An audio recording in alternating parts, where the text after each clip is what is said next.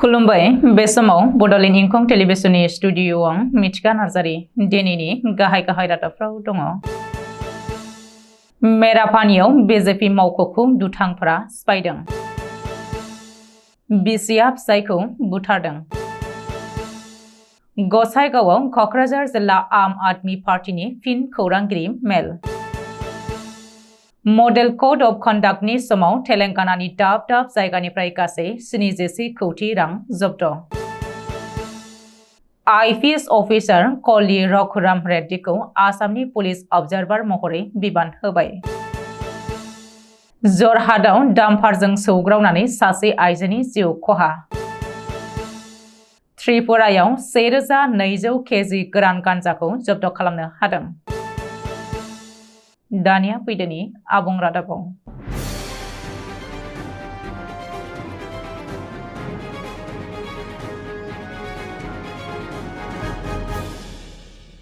लकसभा बिसायख'थिनि सिगां मेरापानियाव बिसायख'थिनि हिंसा। मेरापानि पुलिस थानानि बेन्दोंआव थानाय 1 नं धरानियाव जादों बे हिंसायारि जाथाया।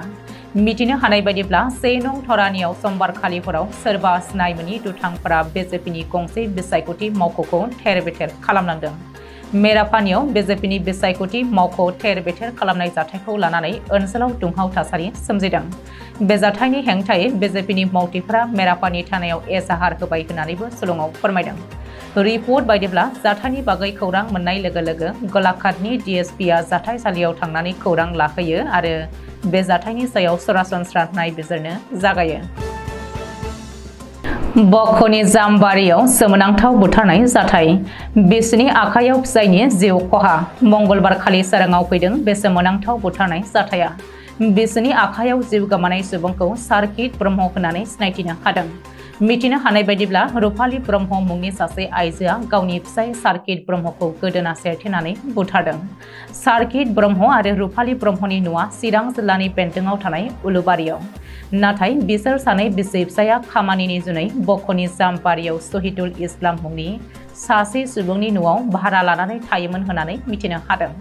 रिपर्ट बायदिब्ला बे जाथायनि बागै खौरां मोननाय लोगो लोगो जामबारि पुलिसा जाथायसालियाव थांनानै खौरां लाहैयो आरो रुपाली ब्रह्मनाव सोंथि सोङो, जेराव रुपाली ब्रह्मआ गावनि फिसाय सार्किट ब्रह्मखौ गोदोना सेरथेनानै बुथारनायखौ पुलिसनि सिगाङाव सिमान्ट लादों।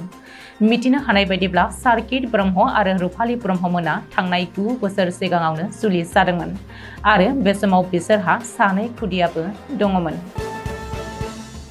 थांनाय अक्ट' 6 एप्रिल सनिबार खालि क'क्राझार जिल्ला आम आदमी पार्टीनि आफादगिरि कनकेश्वर हाज'वारिया खौरां मेलनि गेजेरजों फैगौ लकसभा बिसायख'थियाव बीपीएफ हानजाखौ उदाङै हेफाजाब होगोन होननानै फोसावनायखौ लानानै चिरां जिल्ला आम आदमी पार्टीआ कनकेश्वर हाज'वारियाखौ आम आदमी पार्टीनि सोद्रोमा नङा एबा आम आदमी पार्टीनि आखाइ खबग्राबो जानो समाया होननानै खौरांगिरि मेलनि गेजेरजों बुंदोंमोन।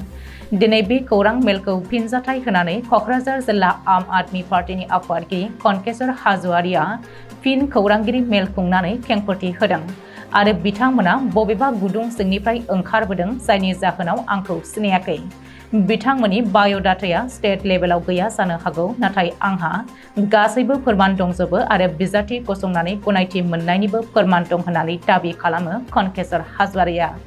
लोगोसे आम आदमी पार्टी क'क्राझार जिल्ला एलायन्स हिसाबै बीपीएफनो हेफाजाब होगोन आरो खाम्फा बरगयारिखौ देरहाहोगोन होननानै फिन खनसे फोसावो। जुदि चिरां जिल्लानि खौरां मेलनि गेजेरजों कनकेश्वर हाज'वारिखौ मुं सुनाय सोद्रोमाफोरा आम आदमी पार्टीनि मारब्ला पार्टीयाव बरायो आरो गावजों गाव गोरोन्थि सानलायनो नाङा, अदेबानि खौसे बिजेपिनि हेंथायै बीपीएफखौ फैगौ लकसभा बिसायख'थियाव हेफाजाब होनो खावलायो क'क्राझार जिल्ला आम आदमी पार्टीनि आफादगिरि कनकेश्वर हाज'वारिया। लकसभा बिसायख'थिनि थाखाय बिसायख'थि आय'गा मडेल कड अफ कन्डाक्ट फोसावनायनि उनाव तेलेंगानानि दाब दाब जायगानिफ्राय जौ, सिगारेट एबा अजद गोनां मुवाफोरखौ जब्द खालामनायनि अनगायैबो गासै नोगोद 29 कोटी रां जब्द खालामनो हादों। बेफोरनि गेजेराव 9.54 कोटी रांनि 3.62 लिटार जौ, 15.49 कोटी रांनि फेहोग्रा मुवा, 10.33 कोटी रांनि सना रुपा, 7.04 कोटी रांनि बायदि अजद गोनां मुवाफोरखौ जब्द खालामनो हानायनि उनाव गासै स्निजिसे कौटि रां बेसेननि अजद गोनां बायदि रोखोमनि मुवा बेसादफोरखौ होबथाग्रा गांखंफोरा जब्द खालामनो हादों। फैगौ लकसभा बिसायख'थिनि सायाव नोजोर होनो थाखाय बिसायख'थि आय'गा सेनियर IPS अफिसार कलि रघुराम रेड्डीखौ आसामनि पुलिस अबजार्भार महरै थिसननानै बिबान गथायबाय। गुवाहाटीआव थानानै IPS अफिसार कलि रघुराम रेड्डीआ आसामनि गासै मोन 14 लकसभा बियाबावनो नोजोर लाखिगोन होननानै मिथिहोदों। मख'नो गोनांदि IPS अफिसार कलि रघुराम रेड्डीआ आन्ध्र प्रदेशआव स्पेशल इनभेस्टिगेशन टीमखौ दैदेननानै बारग' गिबि मन्त्रि चन्द्रबाबु नायडुखौ एरेस्ट खालामदोंमोन। डाम्पारजों सौग्रावनानै सासे आइजोनि जिउ खहा। जरहाट जिल्लानि सिङाव थानाय मरियानि जायगायाव बाला लानाय गंसे डाम्पार गारिया दिनै फुंनि समाव थाबायनाय सासे आइजोखौ सौनायनि जाहोनाव दुखुनांथावै जायगायावनो जिउ गोमादों। सुलुंनिफ्राय मिथिनो हानाय बायदिब्ला बे दुखुनांथाव जाथाया सेलेनघाट ओनसोलाव जादोंमोन। जाब्रबथायाव जिउ गोमानाय आइजोखौ मल्लिका गगৈ होननानै सिनायथि होनाय जादों। फुंनि समाव थाबायनायाव डाम्पारा चालान गैयालासे बाला लानानै गोख्रै सालायबोना सौग्रावनायनि जाहोनाव आइजोआ दुखुनांथावै जिउ गोमायो। ड्राग्सजों लोब्बा लाखिनानै त्रिपुरा पुलिसआ मोनसे गिदिर अपारेशन खालामनायनि गेजेरजों खमैबो 1200 केजि गोरान गान्जाखौ जब्द खालामनो हानाय जादों। सुलुङाव फोरमायथिनाय बायदिब्ला बे अपारेशनखौ त्रिपुरानि धलाई जिल्लायाव थानाय बेतबागान नाका ओनसोलाव सोरखारि मावफारियाफ्रा गोख्रोङै सेग्रोमनायनि उनाव गासै 1282 केजिनि गं 14था डाम्पारजों आबुं जानाय गोरान गान्जाखौ जब्द खालामनाय जायो। जब्द खालामना मोननाय गान्जाखौ हाथाइनि बेसेनाव गासै 65 लाखसो रांनि जागोन होननानै फोरमायथिदों। सिपाही जाला जिल्लाया अपारेशन खालामनायनि उनावनो स्रोद सुलुङाव खौरां मोननायनि उनाव गोबां बिबांनि बेफोर आयेन बेरेखा गान्जानि फालांगि खालामनायखौ हमनो मोननाय जायो होननानै पुलिसआ फोरमायथिदों।